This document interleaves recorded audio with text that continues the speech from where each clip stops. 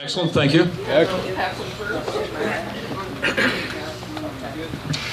Hey y'all, I want to say thank you to everybody for coming out this evening to the Pig and Chick, and thanks to the folks at the Pig and Chick for opening up on Monday evening, which they ordinarily don't do. My opponent has finally admitted that she has a primary opponent. And we knew that eventually she'd have to.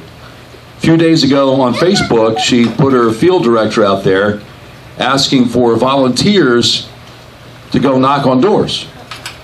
And I'm thinking, you know, if you raise $13 million, you can probably pay for people to knock on doors, but that's fine. I don't want to tell her to run her campaign.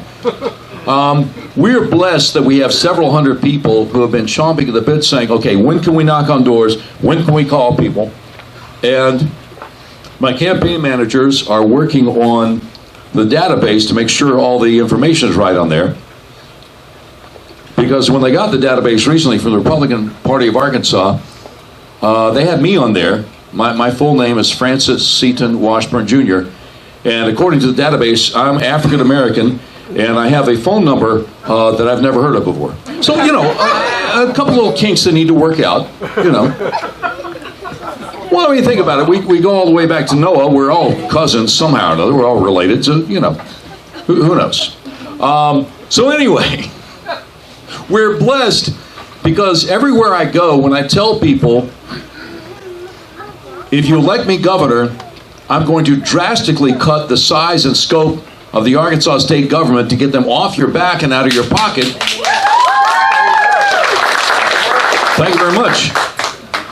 Ordinarily, afterwards, I have people come up to me saying things like, you know, we used to listen to you on the radio, or we've never heard of you. Either way, we've been supporting Sarah, but now we're going to vote for you. I'm like, thank you. Thank you very much. Hallelujah. Praise God from whom all blessings flow. Right. So, if I can get my message out to enough people, I'll be the nominee. And whoever the Republican nominee is, it doesn't matter what sacrificial lamb the Democrats put up. The Republican nominee is going to be the governor. By the way, they tell me Chris Jones has already spent $1 million. Bless his heart. He's probably going to be the Democrat nominee. When you go up the Heights in Hillcrest, you'll see a few blue Chris Jones signs around. I haven't seen anybody else's sign. You know, I don't know if you all know, there are 5 Democrats going for the gubernatorial nomination on the Democrat side. And Arkansas is an open primary seat, open primary state, pardon me. So Democrats can vote in the Republican primary, Republicans can vote in the Democrat primary. It's one of those states. And so, you know, when I bump into Democrats, if they don't like Sarah, I'm like, well, hi, how you doing? Here, let me hand you one of these. Appreciate that. Thank you. I'll be here all week. Come early Friday for the No Smoking Show. Because oddly enough, there are some things on my platform that appeal to people across party lines. The idea of do unto others as you would have them do unto you when it comes to protecting our nursing home patients. We got an agency in the state government called the Office of Long-Term Care that is supposed to inspect nursing homes to make sure that nobody's getting abused. And I've had way too many people who've worked in the nursing home industry tell me, well, they just show up however so often they're supposed to be there and sign a piece of paper and shake hands with the manager and take off. They don't really inspect. Now, I'm sure there are some nursing homes doing a good job in Arkansas. I'm talking about the ones that aren't. It's awful. It's awful. And every once in a while, there'll be a horror story in the newspaper, or a horror story in the, TV news, and then nothing changes. Nothing changed under Asa. Nothing changed under Mike Beebe. For sure, nothing changed under Sarah's dad, Mike Huckabee. Do unto others, you have them do unto you. We got a child welfare agency called DCFS that sometimes takes children away from parents who haven't done anything wrong. And then the parents are presumed guilty until they can prove themselves innocent. And sometimes it takes months, even years, to get the children back. Sometimes they don't get them back. I got a buddy named Mark Diggs. He has a nonprofit called Veterans Villages of America. They help veterans. On a regular basis, he hears from veterans that are homeless or don't have enough money to buy groceries, which is crazy because if they knew the federal benefits that were due to them, they wouldn't be in that situation. Now, each county has an office that's supposed to be coordinating with the veterans to make sure they're taken care of. In all too many instances, the county office for the veterans hardly has any kind of a budget. There's no money to help these guys. If I'm elected governor, again, do unto others you have them do unto you. My staff will reach out to and coordinate with all 75 county judges to make sure the veterans are taken care of. Thank you. It's crazy. It's inexcusable and unacceptable that you have homeless veterans in Arkansas. That's crazy. Now, we are one of the highest tax states in the country. Definitely the highest tax state in the Mid-South. Which is why, when you go down to Texarkana, you can tell where the state line is. All these great restaurants right over the state line. When you think about the fact that between Governor Hutchinson and the state legislature, they've racked up a $1.2 billion surplus, billion with a B. I'm no math genius, but I'm thinking that means they've been taxing the living daylights out of us. That's crazy. And for what? I mean, I don't know if y'all have noticed, but part of that's supposed to be going to fixing the roads, and we got potholes everywhere. Well, no, I take that back. I'm sorry. I've been in Northwest Arkansas a few times. I can't find any potholes up there. I'm talking about the rest of the state. Pulaski County, Lonoke County, Saline County, Faulkner County, White County, wherever you want to go. Potholes are us. You elect me governor, I'm going to get rid of the personal income tax. Not gradually phase it out like Asa and Sarah want to do. 0.2% phase out a year, because you got to be careful. You're sitting on $1.2 billion and you can't get rid of the personal income tax? Are you kidding me? And there are other things we can do too. I'll get to in a second, but got to get rid of the personal income tax, got to get rid of the income tax on small businesses, got to get rid of the tax on used goods. I got a great deal recently on a 2013 Honda Accord with only 85,000 miles on it. My buddy Mitch Ward over at Red River, in the interest of full disclosure, he's an advertiser on my podcast, $15,000. I said, well, I got to take it to Joe's Garage first, check it out. Okay, take it to Joe's Garage. Said, well, in a few months, you're going to need a $400 front brake job. Here's the estimate. Took that back to Mitch. She took another $400 off. I'm thinking, man, this is a great deal. Go to DMV. The ladies at DMV are so nice. They're like, okay, honey, now just call this number and get the assessment. I'm like, oh, great. I can't wait. And the lady at where I got the assessment, she's real nice too. Okay, well, you're just going to owe us $1,038 tax. I'm like, oh, I thought the guy who bought it new paid a tax. That's right, honey, you're going to pay it too. And when you trade it in, the next guy's going to pay it, and the next guy, and you know, until it goes to the junkyard. That's outrageous. That's outrageous. I mean, our state government is actually trolling moms on Facebook who are trying to sell their used children's clothes because the children have grown out of it. Oh, tax, gotta have tax. Swap meets where people are selling used stuff in a parking lot somewhere. Gotta have a tax, gotta have a tax. Oh, yeah, tamales on the side of the road, yeah. Yeah, I'm sorry, I forgot about the food trucks. And how can you? They're wonderful. We got to get rid of all that. It's ridiculous. You know, call me crazy, and people have, or worse, and I deserved it. But I'm old enough to remember this world-class booming economy, unprecedented booming economy we had under President Trump until 15 days to slow the spread. But before that, the world-class economy. And there wasn't any call to raise the minimum wage federally because Trump had the economy going so well that a lot of businesses were having a hard time finding employees Not for the reasons since COVID, you know, the stimulus checks and all that kind of stuff. No, it was because they had to raise their wages to find good employees. You know, it was an employee's market. When you got full employment, you got a booming economy. So why not do that on a state basis? Why not do what Donald Trump did on a national basis in Arkansas? Why not get more of the state looking like Northwest Arkansas? I mean, I don't know if y'all been up there recently, but they're building stuff everywhere. Northwest Arkansas, that metropolitan area, is one of the top 5 fastest growing metro areas in the country from the 2010 census to the 2020 census. And they're not slowing down. They're building stuff everywhere. These great restaurants all over the place. But the rest of the state, like I say, potholes are us. We would have so many entrepreneurs wanting to invest in opening up their businesses. We'd have so many businesses coming in from out of state wanting to employ people if we just reduce our taxes in this state. Now, obviously, Asa knows this. Obviously, Sarah knows this, unless she's just mimicking Asa, but they don't want to get there too quickly. They want to keep on 0.2% reducing the personal income tax per year. So by the time we're all dead and gone, they'll still have a personal income tax. It's ridiculous. We got the Biden inflation, and we're all feeling the pain every time we go to Harps or Kroger's or Edwards Food Giant or wherever to buy our groceries. We feel it every time we pump the gas into our vehicles. It's intentional.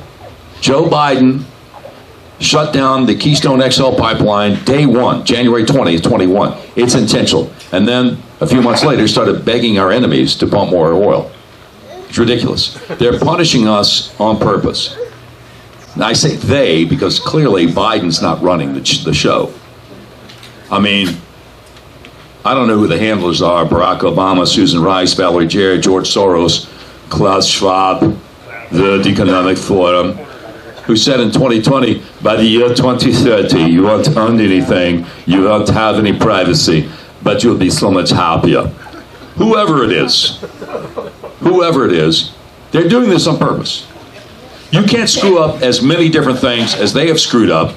How many people they live in Afghanistan? Did they leave there? You can't screw up as many things as they did and it not be intentional. Now, obviously, the people of America wanted 4 more years of what they had. Obviously, they stole the election. I'm not afraid to say that. On the other hand, when people say, "Oh, are you going to challenge Sarah to a debate?" I'm like, look, I'd be happy to debate her, but she can't afford it. There are too many questions she can't answer.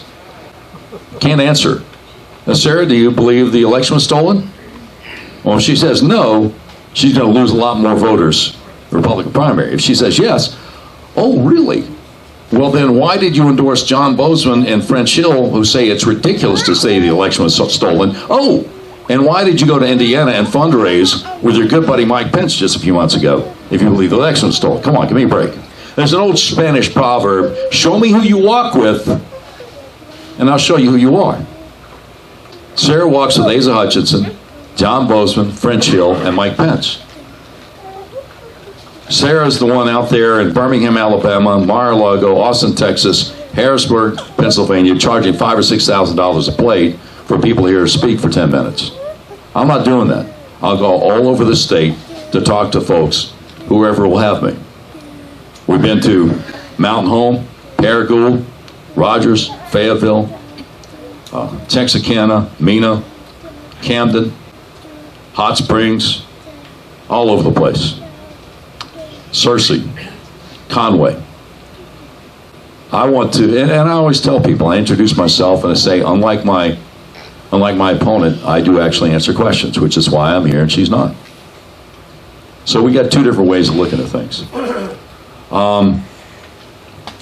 Now, but this seriously, we need to do what we can on the state level to alleviate some of the pain that all of us are feeling at the grocery store and at the gas pump.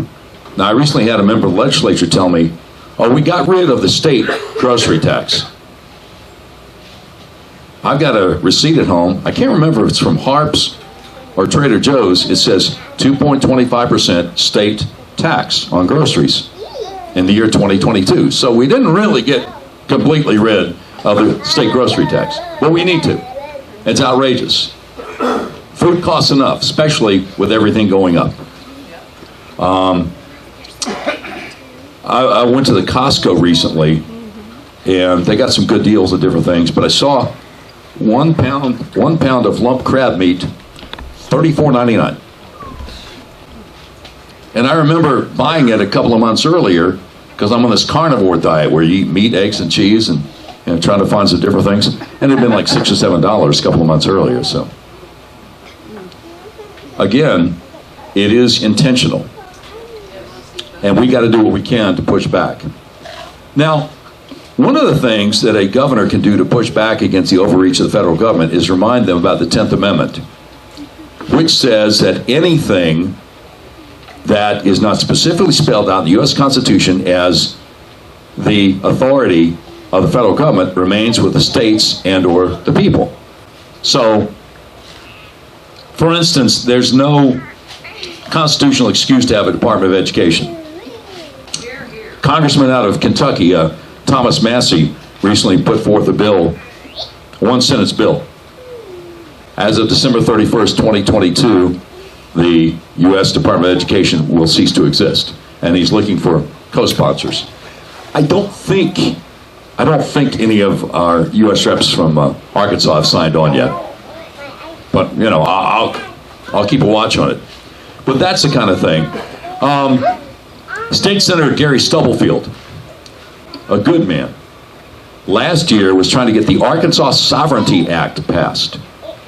And if that became law, it would make it illegal for Arkansas law enforcement to assist federal agents in enforcing unconstitutional laws. That's talking about protecting your Second Amendment. Because people ask me sometimes, because I got so many things to talk about, sometimes I forget things. People are like, well, what about the Second Amendment? I'm like, it says shall not be infringed. What I almost always forget to mention is, almost as soon as I announced I was running, within a few weeks, gun owners of Arkansas endorsed me instead of the candidate with the 13 million everybody thought was going to be the nominee. So I appreciate that.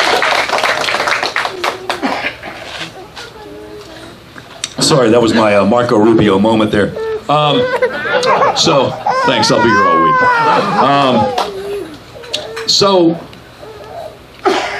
what I said when Senator Stubblefield was trying to push that Arkansas Sovereignty Act, and he specifically talked about the Firearms Act of 1936 and the one in 1968, unconstitutional. I'm like, well, God bless him.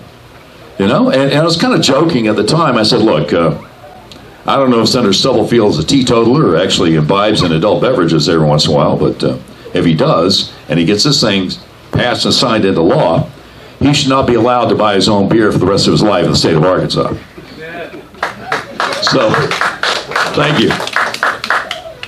So I ran into him at Jan Morgan's Medical Freedom Rally at the Capitol a few weeks before I got fired, when I announced, hey, they're going to fire me. And standing over on the side while somebody else is talking, I'm like, oh, Senator Stubblefield, good to see you. How you doing? Doc Washburn. He's like, want to go get a beer? I'm like, well, I appreciate it. I got to do a talk show too, but thanks.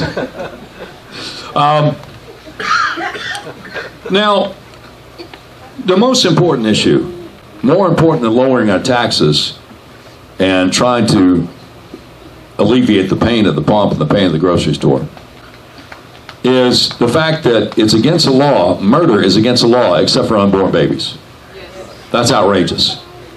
That's absolutely outrageous. Now, we don't know what the U.S. Supreme Court is going to do at the end of the term in June. We hope and we pray they'll overturn Roe. Most people are like, yeah, that's not going to happen. I think there's a possibility, and I'll tell you why.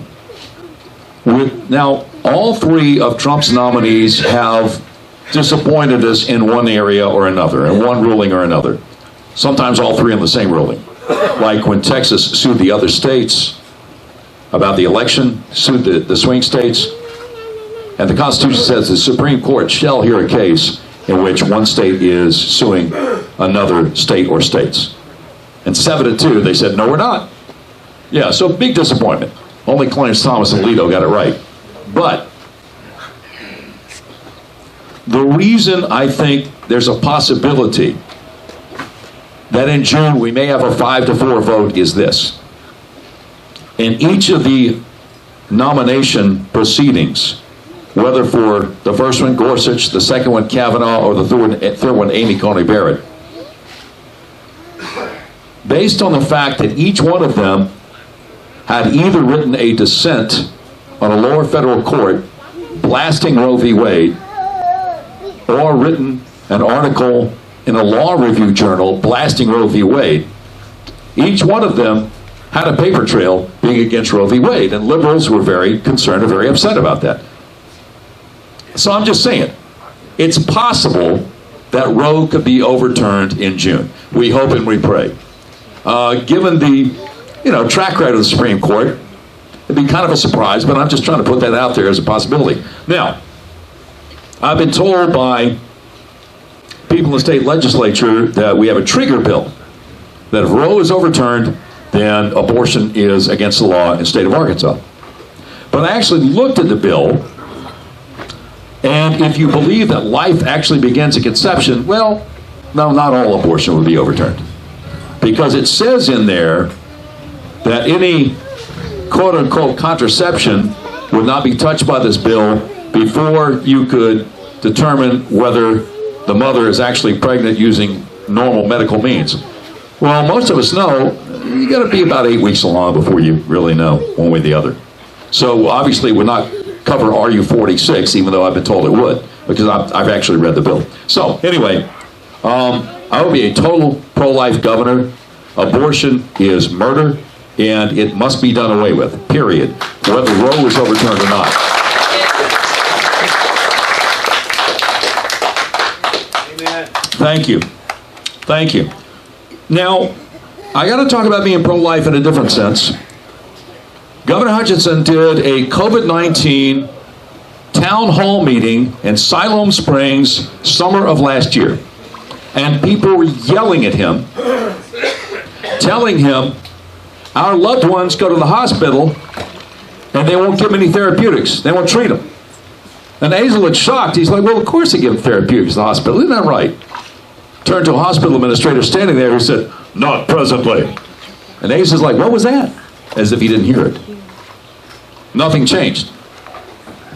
So I realized shortly thereafter, we got a Surgeon General named Dr. Greg Bledsoe, who's actually running for Lieutenant Governor. And I thought, well, usually nobody from the health department wants to come on my show. But he's running for office, maybe he will. So I had Dr. Bledsoe in my office, and I said, look, I kind of recapped what happened at the ASA's COVID-19 town hall meeting. I said, you're the Surgeon General. You're the guy with the bully pulpit.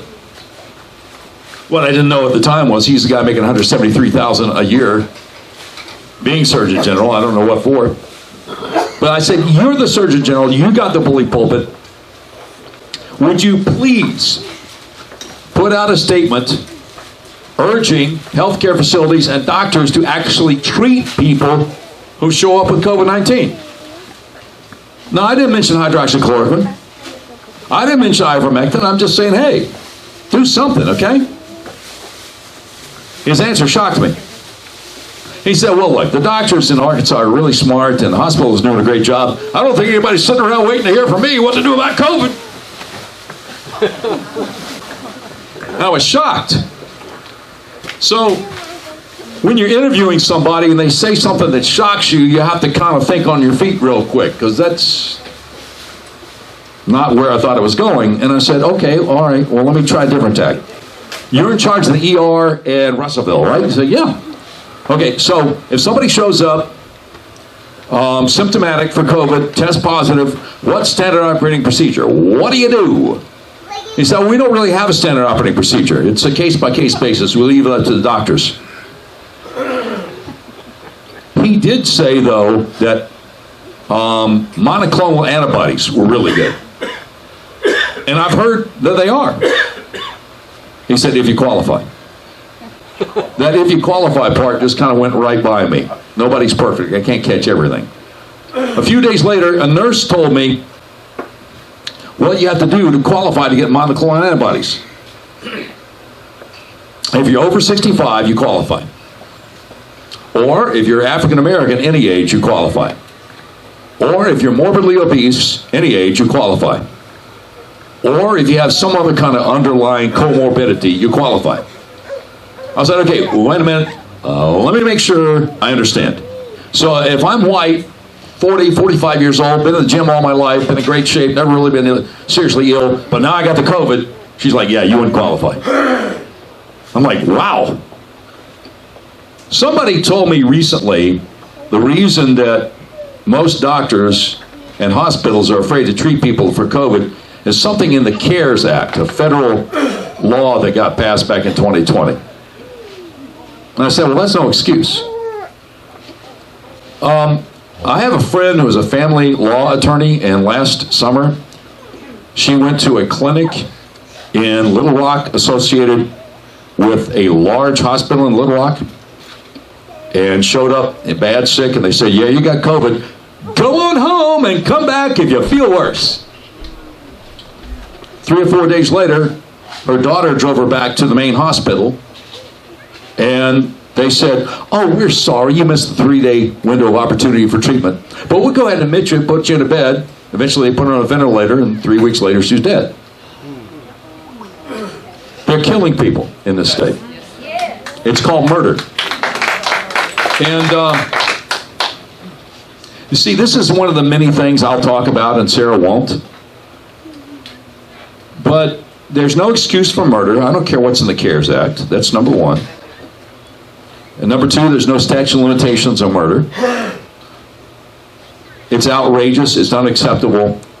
And I don't know how many of you are history buffs, but my wife and I have been watching the TCM, the old movie channel, since right after Election Day 2020, when Fox News stabbed us all in the back. But that's a whole other show. And there was this movie called Judgment at Nuremberg. See, there was this trial in Nuremberg, Germany, after World War II for some of these Nazi folks on war crimes, including some of the concentration camp people who killed a lot of people. And the standard answer was, I was just following orders. Well, that's not good enough. When you talk about murder, that's not good enough. There's going to be a reckoning. I don't know what it's going to look like, but there's going to be a reckoning. I have no idea what it's going to look like. One of the things I found out shortly after I came to Arkansas is that in each state, what the Attorney General can do differs depending on the law of that state. Now, I've looked in some of the liberal states up in the Northeast. The Attorney General has a bunch of prosecutors under him or her, and they investigate homicides, do all that kind of stuff. What I found out here shortly after I got here, who remembers the Boys in the Tracks murder mystery out of Saline County? One of the biggest murder mysteries in the history of Arkansas. There's a book about it, which I recommend. It's fascinating. Anyway, what I found out is that Leslie Rutledge could not open a cold case investigation of that murder if she wanted to, because in the year 1911, the Arkansas legislature passed a law saying the Attorney General can only do about 3 or 4 things. That's it. That's all. That's something we might want to look into. But I'll tell you one thing. You elect me, there are not going to be any more mask mandates, not going to be any more vaccination mandates. And I'm talking about not just government, but employer mandates either. Or school mandates for that matter. I don't know how many of y'all have heard what happened last Thursday. The Arkansas State Supreme Court ruled last Thursday that school districts can force mask your children from age 3 through 12th grade, and they don't care what the parents say about it. Now let me give you a little context. Bentonville School District put on a mask mandate. Some parents sued the Bentonville School District. The circuit court gave the parents a temporary restraining order. The Bentonville School District appealed the temporary restraining order while the case is still waiting to be heard. The Arkansas State Supreme Court said, while not delving into the underlying issues, here's why we're going to throw out the temporary restraining order. Well, they did delve into the underlying issues. It was a 4-1 ruling. She said they took money. I won't be surprised. I won't be surprised. It was a 4-1 ruling with 2 abstentions. I keep on hearing we got 3 conservatives and 3 liberals in the Arkansas State Supreme Court, and one guy who kind of goes either way. Not if you got 4-1 ruling and 2 abstentions. No. The only one who did the right thing was a woman named Barbara Webb. God bless her. That's Doyle Webb's wife. She issued a 3 or 4 page blistering dissent, explaining why they were doing the wrong thing legally, constitutionally. They're doing the wrong thing. They don't care. They basically told the parents to take a long walk off a short pier. The school district can do whatever they want. They can force your 3-year-old to wear masks. That's outrageous. Day one, if you're like me, day one, executive order outlawing mask mandates of anybody in public schools in Arkansas, and we'll begin working immediately with legislators to put that into the state constitution. Thank you. It's been over 100 hours since that came out Thursday morning. Sarah is silent as a church mouse. Not a word. Not a word. She can't. Because Walmart likes it, and the chamber likes it. I don't know about y'all, but I am sick and tired of Walmart and the Chamber of Commerce shoving their liberal ideologies down our throats and running this state. Amen. Thank you. I'm sick and tired of conservatives in the legislature trying to do the right thing to protect our freedom and our liberty. Only have the governor say, whoa, wait a minute. The lobbyists from Walmart say they don't want that, so we've got to put the quietus on it. See, Asa tends to have somebody in a committee in the House or the Senate, so that even if a good bill passed the other chamber, they can stop it from getting out of the committee to the floor for a vote. We got to put a stop to that. Now, the good thing is that apparently a lot of the people in the state legislature think their job is to help the governor get his or her agenda through. Now, once they get rid of Tim Griffin out of the governor race, and then Leslie Rutledge, everybody's like, okay, well, Sarah's going to be the governor. Everybody endorsed her. Okay, great. And now with me in, if I get the nomination, by the time January rolls around, you're going to have people in the legislature going, okay, wait. Wait a minute. Well, what just happened? How about Sarah was supposed to, because we all endorsed her, and I got to put up with this guy for 4 years? I don't know. Think maybe we got to listen to him? Yeah, 8 years, thanks. Yeah, maybe we got to listen to him. There are a lot of things that I want to do. Before I forget, real school choice. Let the money follow the children, not the failing government schools. And we call them failing government schools. They're not failing. They're doing exactly what they want to do.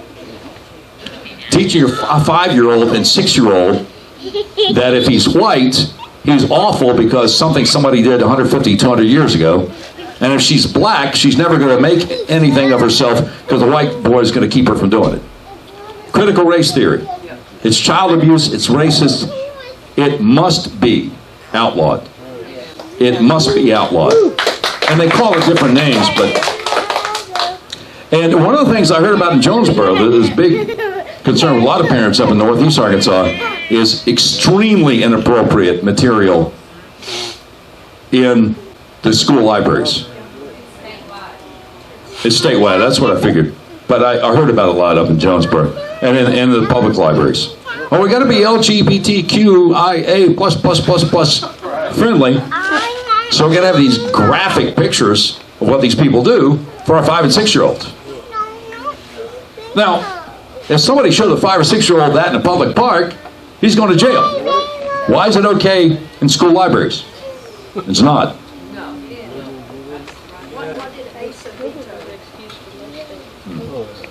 Thank you. I got to talk about what Asa vetoed. It was called the SAFE Act. Save Adolescence from Experimentation Act. Great bill. Robin Luncham in the State House ran it. Senator Alan Clark in the State Senate ran it. It passed overwhelmingly. Asa vetoed it because Walmart didn't want it. Chamber of Commerce didn't want it. What it was outlawing the puberty blockers, the chemical castration for little children. Asa went on Tucker Carlson's show on Fox News. And Tucker said, you know, Governor Hutchinson, what little research exists about this is if you do this to children, by the time they're in their 20s, suicide rates through the roof. And Asa was steadfast and immovable. Now, Tucker, I've talked to the medical experts here in Arkansas, and they tell me it's wrong to stop these children with gender dysphoria from going through this process. And so Tucker said, anybody from Walmart or Dillard's, or anybody call you about this issue? No, now Tucker, I've told you. I talked to the medical experts and we made the decision based on that. A lot of people saw that interview but didn't see the update the next evening. The next evening, Tucker calls and said, hey, you had the governor of Arkansas on last night. Here's what I asked, here's what he said. And then he played video of Asa on a different Fox News show from a few days earlier saying, you know, we have a lot of major multinational corporations in our state that are very concerned about this issue. So Tucker looks into the camera and says, so he lied to us. Anyway, thank God the overwhelming majority of Republicans in both houses voted to override his veto. Not one Democrat did. Why would the party of abortion care about children? By the way, Planned Parenthood. Asa aligned himself with Planned Parenthood. They do transgender services. Now, UAMS and Arkansas Children's Hospital both have transgender units. They don't say exactly what they do at UAMS or Arkansas Children's, but the woman from Planned Parenthood has privileges at least one, if not both. So maybe they're referring to Planned Parenthood. But as wonderful as the bill was, is a little bit of a misnomer. Save adolescence from experimentation. It's about more than just adolescence. When all the medical experts were testifying against the bill, Dr. Natalie Burr, pediatrician at Little Rock Pediatrics, was asked a question by Senator Bart Hester, God bless him. He asked her, is 4 years old too young to decide that the doctor